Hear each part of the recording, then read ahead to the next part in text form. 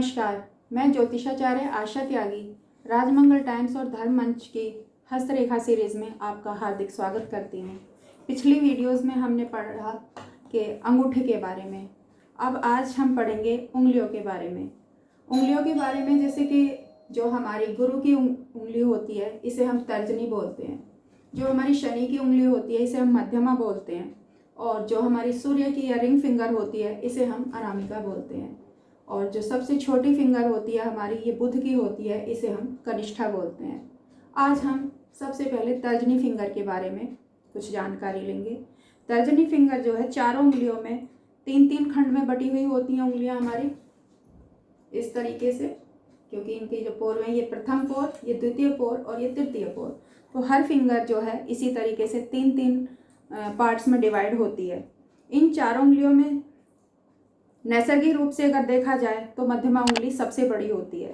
तर्जनी उंगली जो है ये मध्यमा उंगली से थोड़ी सी छोटी होती है।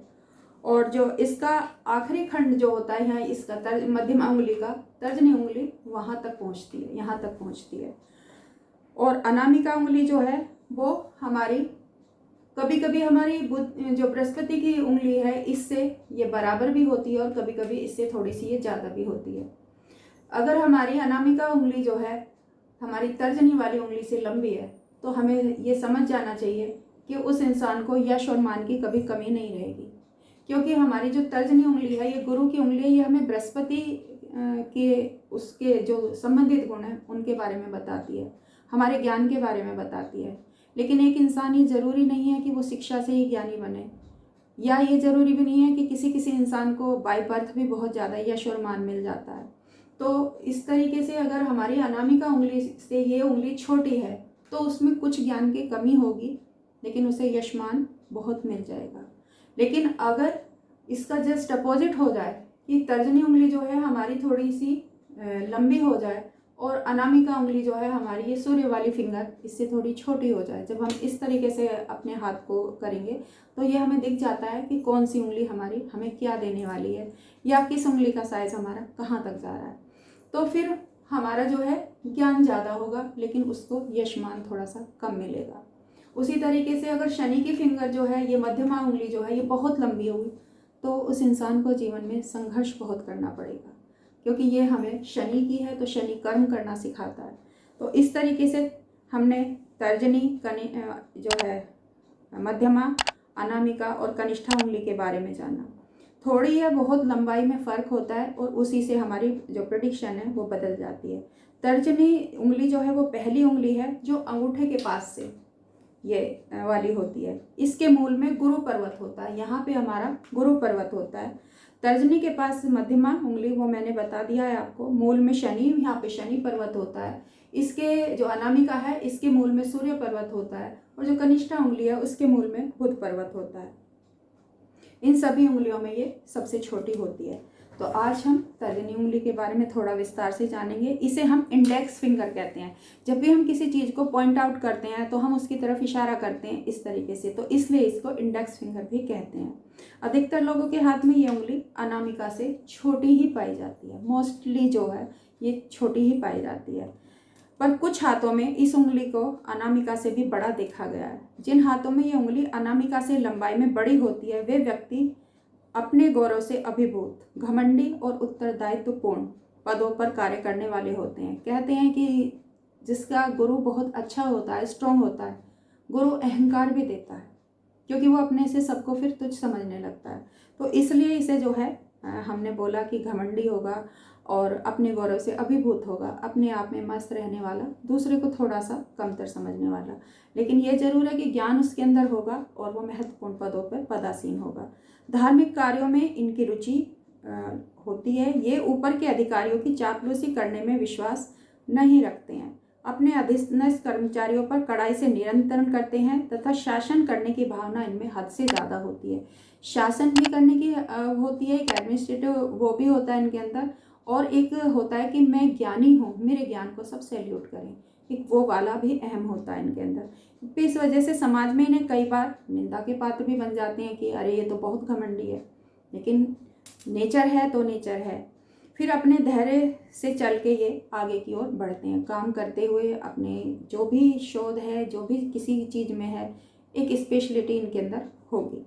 यदि तर्जनी उंगली अनामिका उंगली से छोटी हो तो ऐसा व्यक्ति चालाक होता है। जैसे मैंने पहले ही बताया था कि अगर ये तर्जनी उंगली से छोटी होगी तो वो चालाकी से यश मान लेगा, उसमें ज्ञान होगा नहीं, वो ज्ञान का प्रदर्शन ज़्यादा करेगा। तो किसी तरीके से भी ऐसे लोग अपना काम निकलवाने में माहिर होते हैं। ऐसे व्यक्तियों को हम स्वार्थी या खुदगर्जी कह सकते हैं या चालाक समझ सकते हैं। यदि तर्जनी उंगली असामान्य रूप से छोटी हो तो व्यक्ति अकस्मात निर्णय लेने में बहुत होशियार होता है। अगर बहुत ही ज़्यादा छोटी हो तो वो सडनली कुछ भी, उसे मतलब सोच समझने की ज़रूरत ही नहीं पड़ेगी, वो टाइम ही नहीं लगाएगा और सडनली कोई भी डिसीजन पे पहुंच जाएगा। यदि असाधारण रूप से लंबी हो तो ऐसे लोग फिर अत्याचारी भी हो जाते हैं, धर्म के नाम पे शोषण करने वाले हो जाते हैं, घमंडी हो जाते हैं और थोड़ा सा कामुकता की तरफ भी उनका झुकाव हो जाता है। यदि तर्जनी उंगली लंबी हो तथा ऊपर का सिरा इस तरीके से नुकीला हो तो ऐसे व्यक्ति अंधविश्वासी और धर्म में ज़रूरत से ज़्यादा आस्था रखने वाले हो जाते हैं कि वो हर काम जो है पंचांग, मुहूर्त, होरा देख के ही करने में बिलीव करते हैं। यदि ये उंगली लंबी हो परंतु ऊपर का हिस्सा वर्गाकार हो, अगर ये हिस्सा हमारा इस तरीके से थोड़ा सा वर्गाकार हो, इस तरीके की उंगलियां ऊपर से होती हैं, तो ऐसे व्यक्ति सच्चरित्र तथा उदार प्रवृत्ति के होते हैं। यदि तर्जनी उंगली औसत लंबाई लिए हुए हो और उसके आगे का भाग चपटा हो, ये थोड़ा सा इस तरीके से चपटा सा होता है, जैसा कि आपने लेबर क्लास लोगों का कभी देखा होगा, तो वो लोग डावाडोल मनस्थिति वाले होते हैं। उनको ना तो किसी चीज़ की नॉलेज होती है और ना ही वो किसी डिसीजन को ठीक से ले पाते हैं। उनको जहाँ अपना हित दिखाई देता है वो उस तरफ झुक जाते हैं। तो इस तरीके से जो है हम उंगली के आकार से देख के या जो उसका पोरा है उसके आकार को देखकर या उसकी साइज़ को देखकर ये सारे डिसीजन ले सकते हैं कि सामने वाला जो पर्सन हमारे सामने बैठा है वो किस हद तक ज्ञानी है या ज्ञान का प्रदर्शन कर रहा है। उंगली का पहला पर्व अगर लंबा होता है, ये वाला पर्व मैंने जैसे बताया, ये पहला पर्व अगर उंगली का लंबा होता है तो ऐसा व्यक्ति आत्मविश्वासी कहा जाएगा। एक होता है आत्मविश्वासी, एक होता है अति आत्मविश्वासी। अगर हद से ज़्यादा लंबा है तो अति आत्मविश्वासी होगा। यदि मध्य का भाग, ये वाला पर्व लंबा है, जैसा कि इसमें शो हो रहा है, मैंने डिवीज़न जो किया है, मध्य वाला भाग जो है ये लंबा होता है तो उसकी इच्छाएं बहुत बड़ी चढ़ी होती हैं। मुझे ज्ञान गुरु से सम्मानित किया जाए, मुझे धर्म गुरु से सम्मानित किया जाए। यदि तीसरा पर्व लंबा होता है, ये यहाँ से लेके ये थर्ड है, अगर ये तीसरा पर्व लंबा होगा किसी का तो ऐसा व्यक्ति जरूरत से ज़्यादा घमंड और अभिमान होगा उसके अंदर। यदि मध्यमा और प्रथमा दोनों ही उंगलियां बराबर हों तो ऐसे व्यक्ति पूरे संसार में सम्मान के पात्र होते हैं, सम्मानित होते हैं। नेपोलियन बोनापार्ट और अब्राहम लिंकन की जो उंगलियां थीं, अगर हम उनका हमारे पास फिंगरप्रिंट्स हैं, उनके हिसाब से देखें तो उनकी दोनों ही उंगलियां बराबर थीं और दोनों ही विश्व में अपना नाम कमा कर गए।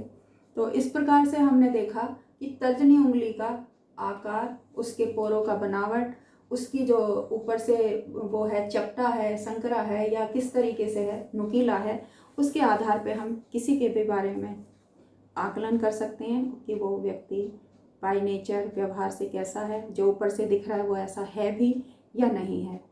तो हस्तरेखा में ये बहुत महत्वपूर्ण है कि हमें हथेली का आकार पता होना चाहिए, उंगलियों का आकार पता होना चाहिए, ये उंगली किस आकार की होनी चाहिए वो पता होना चाहिए, उनकी बनावट का पता होना चाहिए और माउंट्स के बारे में पता होना चाहिए, क्योंकि ये आज के टाइम में जो है बहुत ज़रूरी हो गया है, जैसा मैं पहली वीडियोज़ में भी बताते हुए आई हूँ। क्योंकि हम इंडिविजुअल फैमिलीज़ में रह रहे हैं, सुरक्षा की दृष्टि से हस्तरेखा का ज्ञान बहुत महत्वपूर्ण है। तो इसी के साथ नमस्कार। अगली वीडियो में मध्यमा उंगली के लिए आपके सामने फिर से हाजिर होते हैं।